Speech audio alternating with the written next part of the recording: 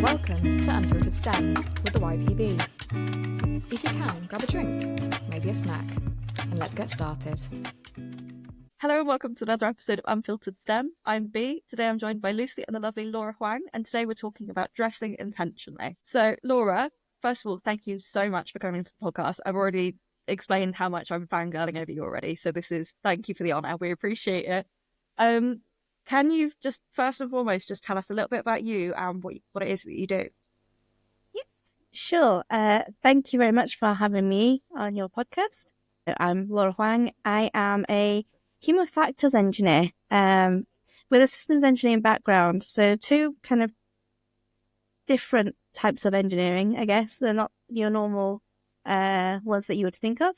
Went to Loughborough University, did systems engineering, and then worked for BAE Systems for nearly 12 years. I had lots of different roles. They ranged from sort of the systems side. So I worked on the things like the electrical power generation system for the Typhoon, but then also things like mission support software, fuel systems for the F-35, and then looked at things like designing training systems and then cockpits and simulators. So a really broad range. Did a bit of program integration in there as well. And then I fancied a change, decided that I wanted to move away from aerospace and defence and moved into sustainability. And there I really focused on mainly the extractive industries, so mining, oil and gas. There were a couple of things like the manufacturing side of things and also wastewater treatment. I never knew that sewage would be so fascinating, but there we are. And now I work at Momentum in the clean energy business. So that's sort of my day job. Outside of that, I'm a trustee for a couple of charities. One of them is She Can Engineer, shameless plug. We do also have a podcast. And She Can Engineer really try and promote and celebrate diversity and inclusivity within the engineering industry. Traditionally, we've focused our efforts around International Women Engineering Day, but we've branched out a lot more now. The second charity is called Epistemic. So we work to bring STEM careers to places where they may not have the right access or have barriers to access to sort of STEM career advice. And then outside of that, I play a roller derby, officiate roller derby, and I also volunteer for a charity where we work with the elderly and to tackle loneliness and isolation. And that was particularly prevalent around like COVID, so very rewarding, but it takes up a lot of time. I'm surprised you have any time left after that. I am like tired after hearing about all it is that you get up to. I'm honestly jaw on the floor. Now, see why I talk about her so much. She's amazing. Yeah, absolutely. Also, mentors really needy engineers like me. Well, yeah, I do mentoring. Okay, so have you ever been told that you don't look like an engineer? Yes. Preach. I was too smiley the other day to be an engineer. Oh, yeah, I heard that too. And they used to call me Smiley and then troublemaker because I looked like I was going to be up to something. I've heard that you're too smiley for it. Oh, you're too cheerful. You're too happy to be an engineer. And I was like, I never want to be as grumpy as you guys. Yeah, where's the fun in that? So, and what does it even mean? And I was like, it kind of comes back with for both of us who've had these conversations so many times of these, and that's kind of what, reason behind this podcast today. And the reason we've got you on, Laura, as well, is we've had this conversation. What does it mean to look like an engineer? What does it mean to be too smiley? Why? I love my job. I think it's the best job in the world. That's why I do all this outreach. I'm trying to get more people to come into the field because I think it's fantastic. So yeah, I'm happy that I'm here. Is that a good thing? I don't know why we put people down. I do like being smiley, and it's being linked to somehow being like girly and feminine, and therefore we put these in a box. I don't think there's anything wrong with being girly and feminine either. I think that's not at all. It's one of those things is you don't need to look like anything, I guess. But yeah, going back to the have you ever been told you don't look like an engineer? I used to be told that quite a bit. So I can only speak from experience from my experience. But when I first started, I used to hear it all the time, and I used to be judged on how I dressed. I used to get comments about looking like Barbie and an Asian Barbie. Go to conferences, it's like, oh, you don't look like an engineer. I've had it where I'm actually a speaker at this engineering conference, and they asked me which engineer I'm with. When I asked, like, what do you mean? They're like, oh, which one's your husband? Really? Yeah. It did impact like my confidence for a while as well, because I didn't know what it meant that I didn't look like an engineer. So then I was like, well, how do I need to change myself to look like one? And I toyed with that for a long time until I realized that actually I don't need to change who I am and what I look like and how I dress. It doesn't impact the way that I do my job. Unless it's PPE, that's a whole different battle.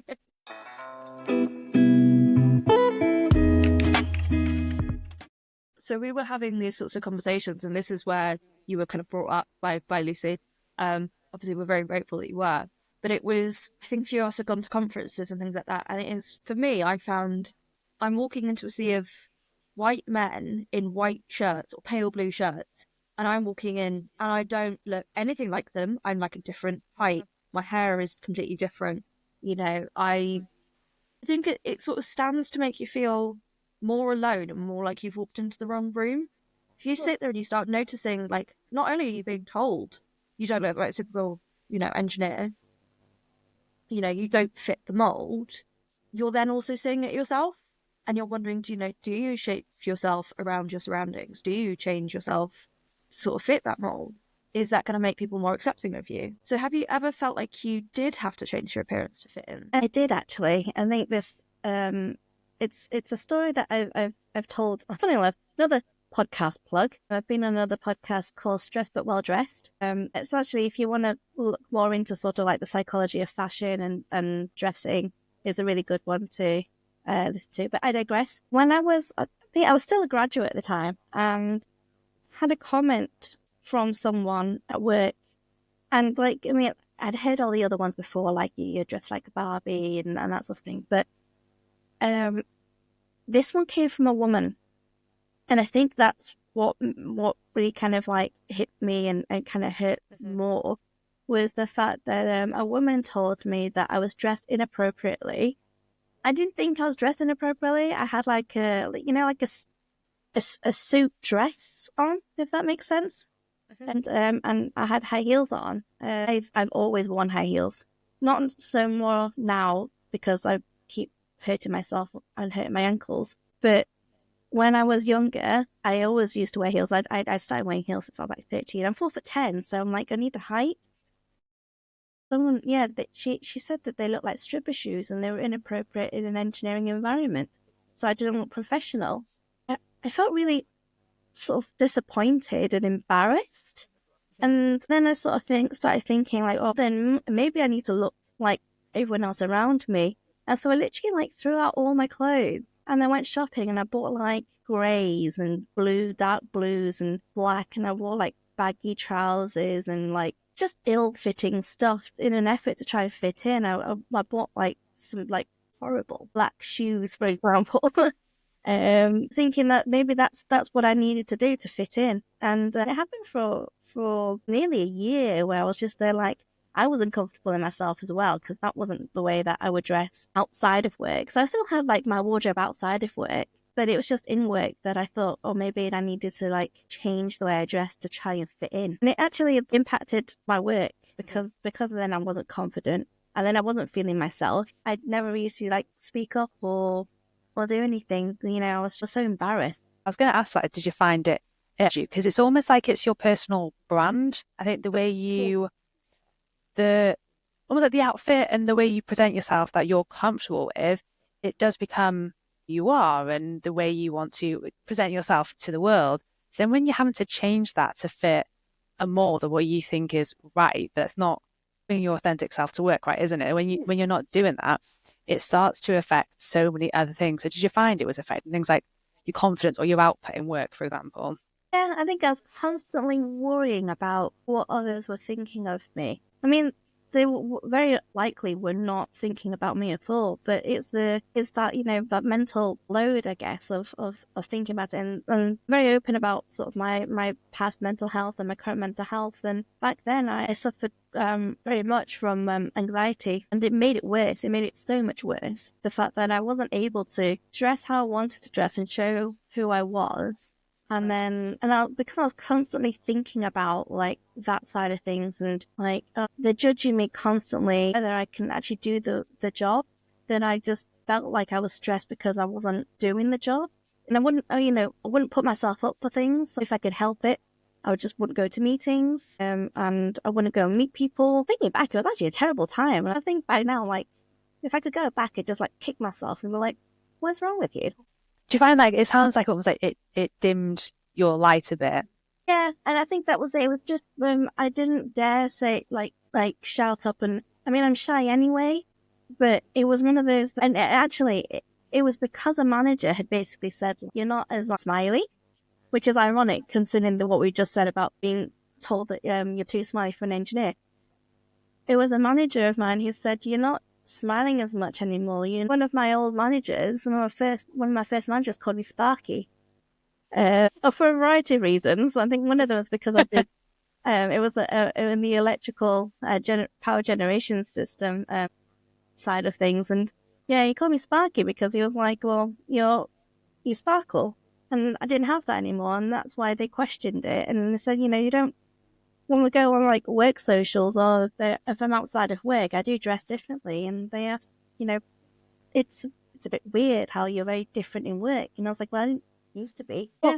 And what was it that kind of turned that around for you? So for those that are watching the video today, you can see that Laura has really colourful hair, and she always has really colourful hair. So you've got like pink and purple hair at the minute. And for those that do know Laura, you are very, I'd say, colourful. So like bright colours and florals and stuff. So what is it that did turn that around for you and allowed you to kind of almost like get that sparkle back? It was literally that manager, and when they started questioning why there was that difference, why I didn't have that sparkle, or why I didn't smile, I then thought about it, and I thought, I don't know how to answer that question. And then I thought, you know what?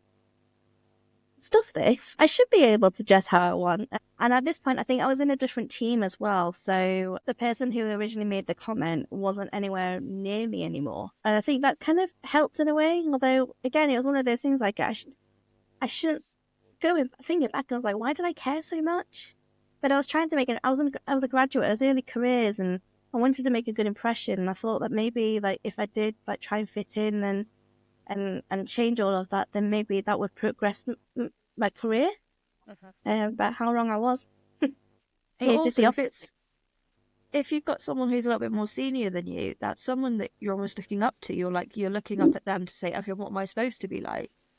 And I think that's where I've been having interesting conversations with people who they've been telling me when they were sort of at my point in their career, sort of early careers, they were very much dressing to fit in and not doing like you were saying, wearing kind of the drab colours when they didn't want to. Whereas when they started to kind of get a little more senior and grow in their own confidence, then they started dressing how they actually wanted to. And a lot of that seems to equate with dressing a little bit more femininely, or overtly femininely at least. I know for me, I do just wear black or grey most of the time. That is a personal problem because I have real trouble matching up colours. I can't. It stresses me out too much. Is it a personal problem? I was like, what do you mean by a problem? Blind. It just stresses me out. Like I can't figure out how, like, blue jeans. What do blue jeans go with? I don't know.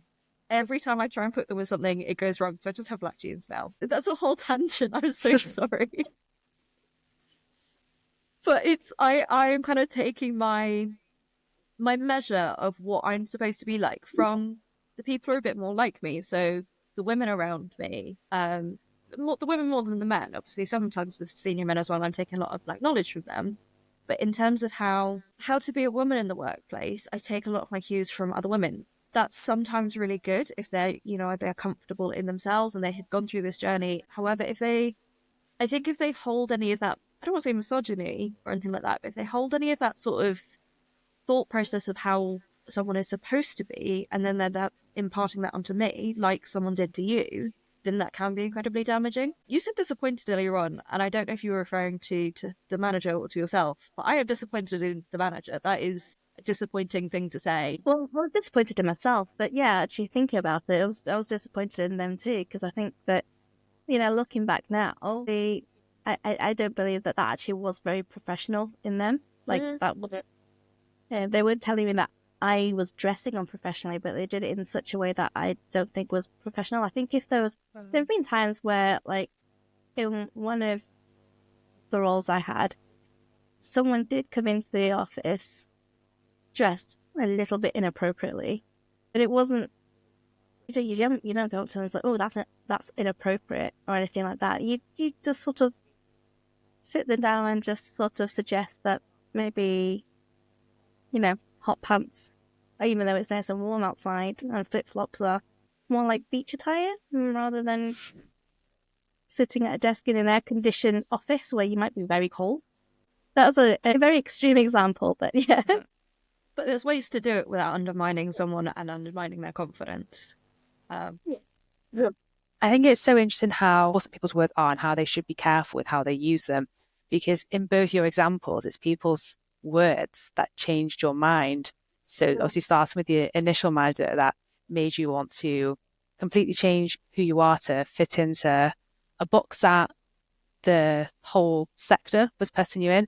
And at the same time, it was someone else's words, a new manager that allowed you to then, step out of that box and be yourself again. And that's such a key point in all this, isn't it? That you have to be so considerate of the words that you use because they've had such a big effect on your life from the story you've just said. It's, and that was probably just a passing comment that they never thought about again. So you do have to be mindful. I love the use of the word considerate instead of careful. I'm going to be taking that. That's a good one. Also, I've got to say, I love at this point in my life now, if someone said I dressed like Barbie, I'd be, thank you. What a win. I'd be taking that away like, yeah. And it's like such a powerful thing for me because, and this is kind of about dressing, but it's a lot about, I'm going to say like traditional femininity. The Barbie movie honestly changed my life. And I grew up never liking pink. And I thought, oh no, because I wanted to go into STEM and, I couldn't be that girly girl because I had to fit into this box that, was male. And genuinely went my whole life thinking, don't like pink and I don't do this and I don't do that. And it wasn't until I actually watched that movie, as an adult, and I was like, oh my God, I love pink. Like, why? Even obviously being on this journey of feminism, I was sitting on this board doing all this work in STEM, it would literally took the Barbie movie to me to realise that I'd associated pink through my whole life with this negative thing. Actually, I really like it, and now I own loads of pink things. And I always listen to the song Pink. It's just so good. It literally just changed my life. And there's so many stories like that are just like the most minor thing, but they grow into huge things in your life when you're so influential. So influenceable. That's what I mean. I have to wonder if the connotation between like liking pink and like, oh, you're not supposed to like pink if you're in this sector or something, is to do with the sort of you shouldn't be girly because being girly is being perceived as lesser, as less intelligent or less capable. That was my experience. Yeah, I kind of thought being girly was, I'm gonna say it, but like being perceived as weak. That's not what I wanted to be because I had such a specific image in my head that society had, ingrained in me my whole life that it took so much self-reflection and then apparently the Barbie movie to break that for me. In summary, go watch the Barbie movie. In summary, yeah, just lovely podcasts. I think that it's an interesting one, that because I think coming from sort of quite a traditional Asian background, like my dad's side of the family were very like the patriarchal. Granddad was like head of the family, if that makes sense, and then like my dad and all of his brothers, it's kind of like he used to sit there and just chat about stuff, and like the women weren't really involved. And even from like a young age as a girl, it was kind of taught to just be like silent. in a way, but it wasn't. It we were told that being girly was a good thing because at the end of the day they wanted us to find husbands, and so the perception that being girly was a good thing was kind of in my head it was a good thing, but not for the reasons that they thought it was a good thing, if that makes sense. And actually starting at BAE Systems was a bit of a shock to the system. At uni was a little bit of that as well. So I went to an all girls school, for example. And then before I went to uni, I did a year placement, civil engineering consultancy, and I was in the transport planning department. And I worked with a load of strong women. And so and I thought going into engineering it would all be like that. So then first day at BAE Systems, and I get asked if I'm lost. And talking about pink, my photo that they took on my first day, I was wearing a hot pink jumper. It was not a very nice jumper now I look back at it, but you know what? It stuck with me for 12 years. Yeah, they're there with you for life, aren't they? And yeah, so I love pink. I love dressing it. I loved dressing in pink. I do now as well. But it's a bit of it's interesting how you're brought up to think one way or another about what femininity means. Yeah, I think it is so interesting. I done a GCSE in engineering, which wasn't really engineering, and it's kind of one of those like made up GCSEs to kind of tick a box almost. I was one of two girls in that class. I also went to Loughborough and doing aeronautical engineering. Obviously, those who don't know Loughborough, it's engineering and sports. It is so male. It is so incredibly male there that and having two brothers as well, I always had to fight for it, and I always had to, show I could be also one of the guys. I hate that term so much now, but it was such a part of almost my upbringing. So that was how I was kind of made to view it. It's such a different experience. And like I say, it's so interesting how it does affect you. And to me now I understand what my femininity means to me. It's such an important part of me and I love it. I embrace it so much. But I think it's so interesting as well how it is different to everyone. So how one person will view and almost like outwardly display their femininity can be so different to someone else. And I think we often think like going back to the pink, we see it as pink and high heels and these kind of like stereotypically girly things, but it can be so different to so many people. And I really, really love that. I love how it can like kind of manifest differently. Like I think that's so great. I love seeing it.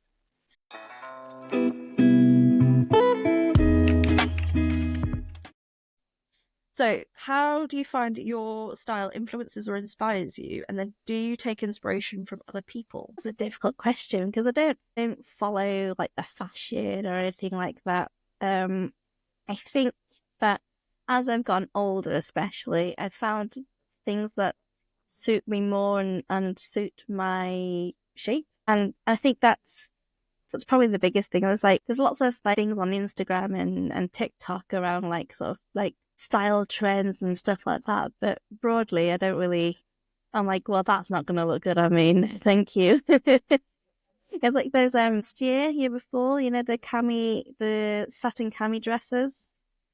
Yeah, I love the way those look on other people. It's just not Yeah, going to work for me. anything bias cut, and I'm like, no. I put one on just to see, and I'm like, but I think going back to what you were saying, B, about like taking sort of influences from the women around you, like in the workplace.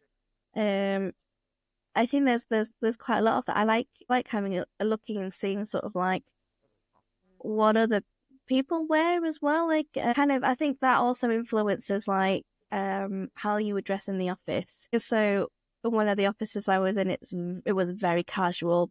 You would just like wear trainers and sort of and jeans and jeans and a hoodie t-shirt type of like vibe was very, very casual. But then like there are other offices that dress a little bit more like smarter.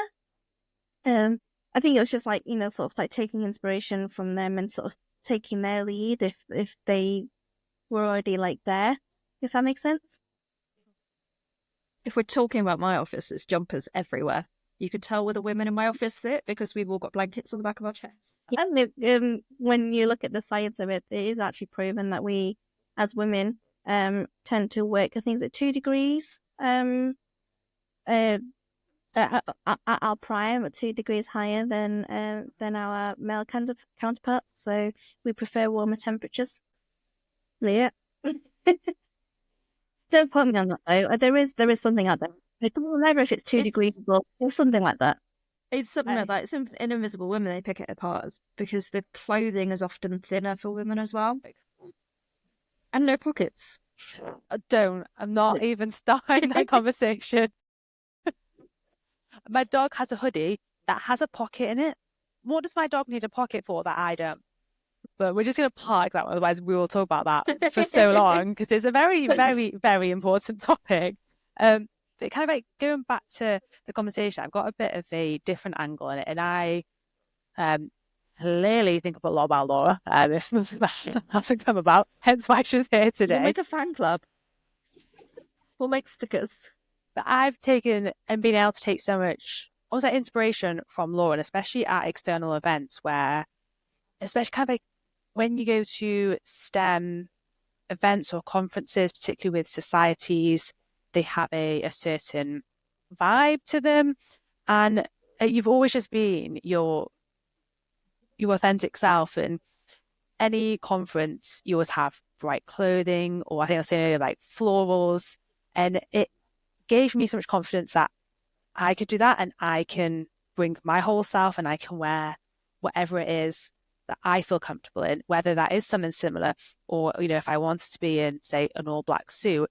It gave me that inspiration, that confidence to be able to wear what makes me feel my best. And then that's conversations that I've had with Bea subsequently as well, where we then dress almost dressing intentionally, hence the name, but dressing so intentionally when we when we go to things where it's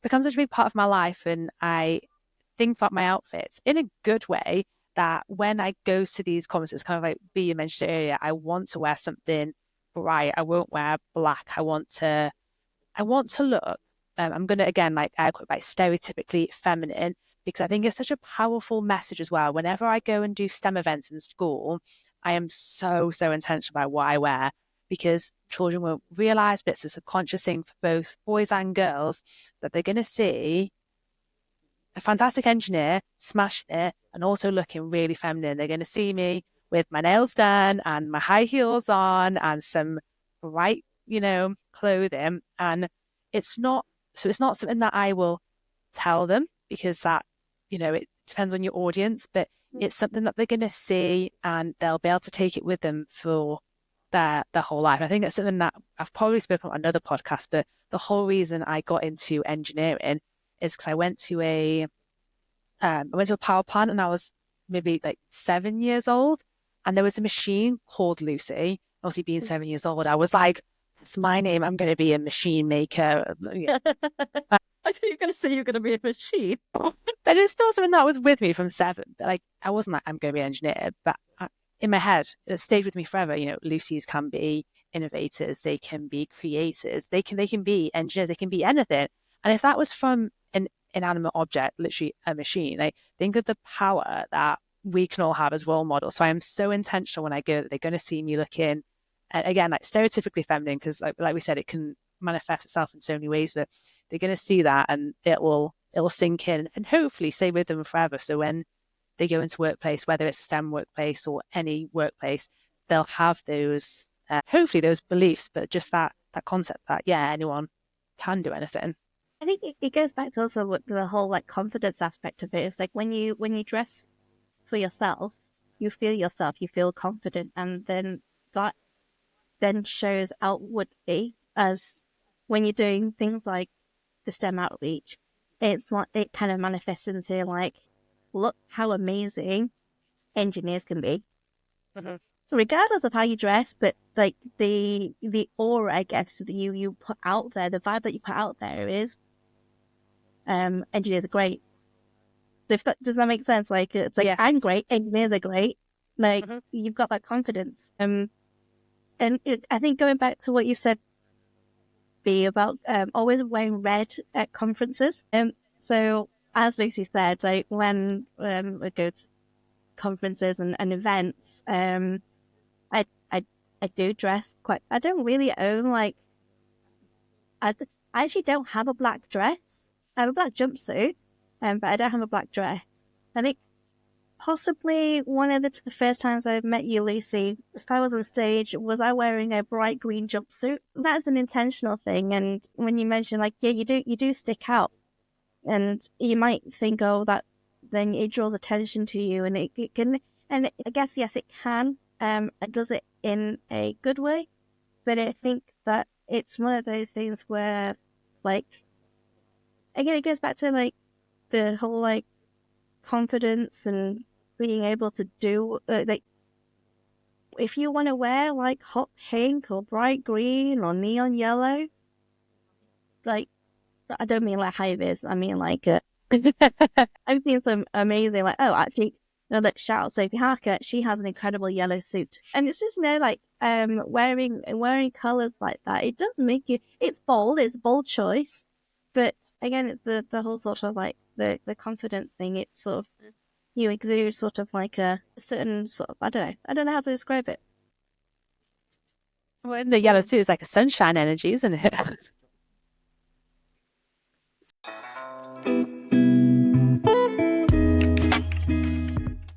So this isn't in the question, so if you feel like you're put on the spot, feel free, we can absolutely skip it out.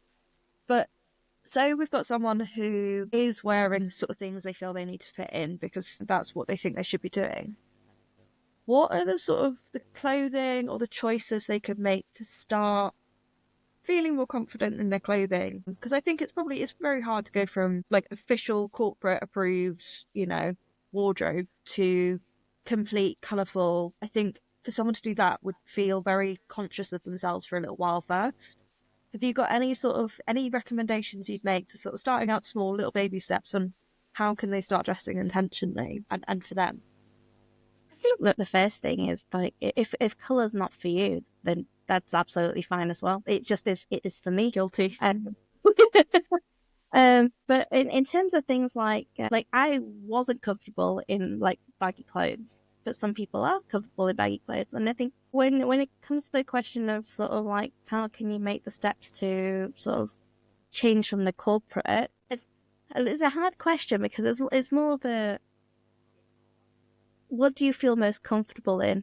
Not just like I don't mean like walk into the office in like your pajamas because I know they're comfortable, but it's sort of like if you're comfortable in what you're wearing, then you are like you are more productive because then you're not thinking about what you're wearing or like oh this is itchy or this is too tight or anything like that. It's like oh I'm drawing attention to myself because I'm wearing like a color or some sequins or something like that maybe I'm not comfortable wearing, but I'm trying to like don't go too far the other way.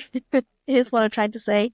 Like if it's just sort of dressing to so how you feel is probably sounds like a nonsense answer. It's not No, quite it makes answering. sense. It's like what makes you walk a little bit taller, metaphorically, because I think we're all quite short here. But you know, actually, it might be heels. It might be that someone loves wearing heels, and that can be the sort of first aspect. Or it might be that they do want to add a bit more color, or jewelry, or style their hair a little bit differently. Like you don't have to go from like natural hair to dyed like Laura's. It looks amazing, but that would be very drastic for someone who's never touched their hair. But you could start doing a little bit of colour, or you could start kind of introducing a little bit in elsewhere. I went from dark blonde hair and then I bleached my hair overnight. Now I really like it. When I did it, it wasn't a good time. So if you're gonna do hair, like sometimes recommendations are good. If you're gonna do hair, go to a hairdresser. If you Yeah. can do, don't do it yourself. That's one. Great advice. That is a hard-earned lesson, unfortunately.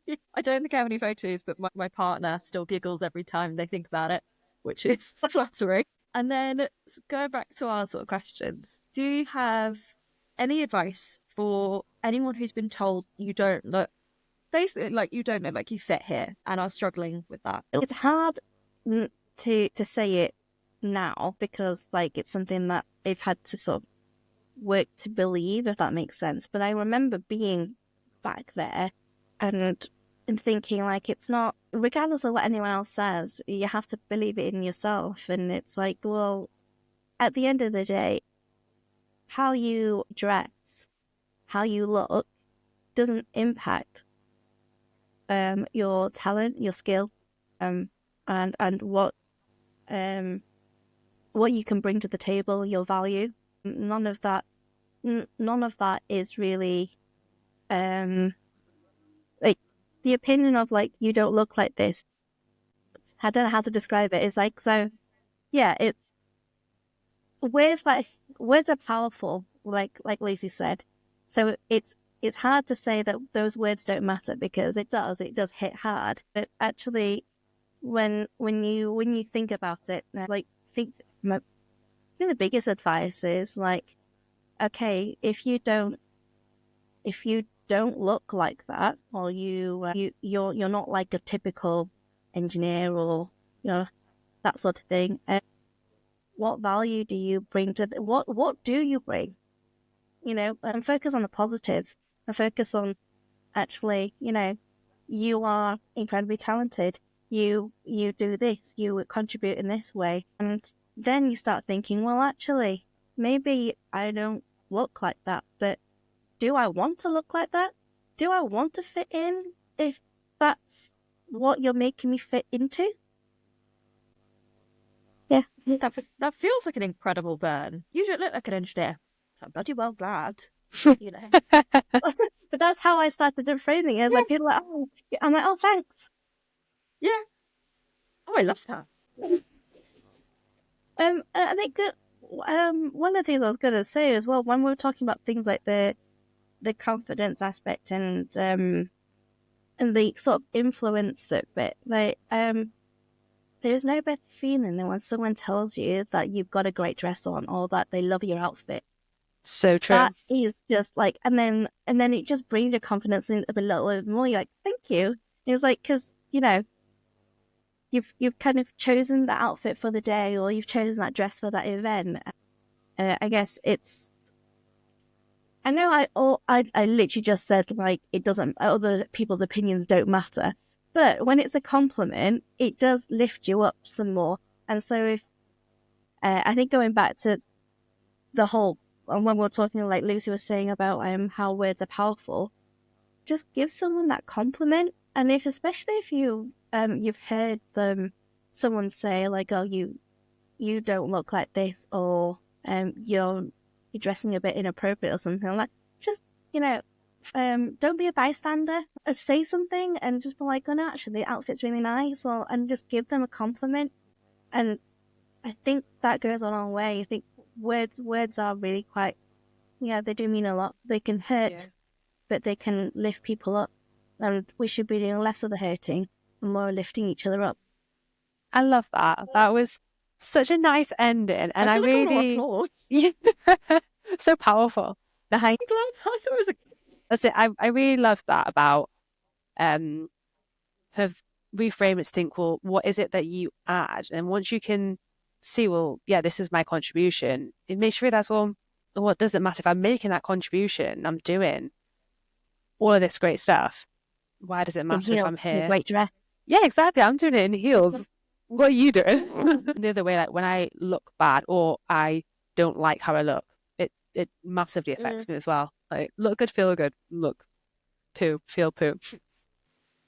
I want to touch on the compliment thing you said about Laura. I used to be really, really good because I thought it was really important. I still think it's very important. If I notice something about someone, something good, I should tell them because they might be having the worst day, and that might just be something good, something a little. They might be having a good day, and it's still something good, And because it made a big difference when it happened to me, like people would, if someone complimented me, it was something I'd take around with me, and I'd feel like that day from then on was a great day. My ex-boyfriend used to tell me it was really weird to compliment people, like, oh no, but they didn't ask for it or anything like that. And so I don't think I noticed it until you said that actually I have stopped doing that as much. I'm a little bit disappointed in myself. That why that ex-boyfriend is an ex. Yes, big part of it. Yeah, no, but it's. I love giving compliments to people, and do you know what? If they think, oh, it's a little bit strange, the worst thing they can think is, oh, a strange person came up and said, your hair looks amazing. Is that really that weird, or is it just nice? So thank you so much to Laura and Lucy for joining us today. Laura, just again, fangirling so much. Really, really appreciate you joining us. And we will definitely have to drag you on again. Do go listen to Laura's podcast, look her up on LinkedIn, check out all the amazing stuff that she does. Thank you so much for listening to this episode. Hope you have a lovely evening, night, morning, day, wherever you are. Bye!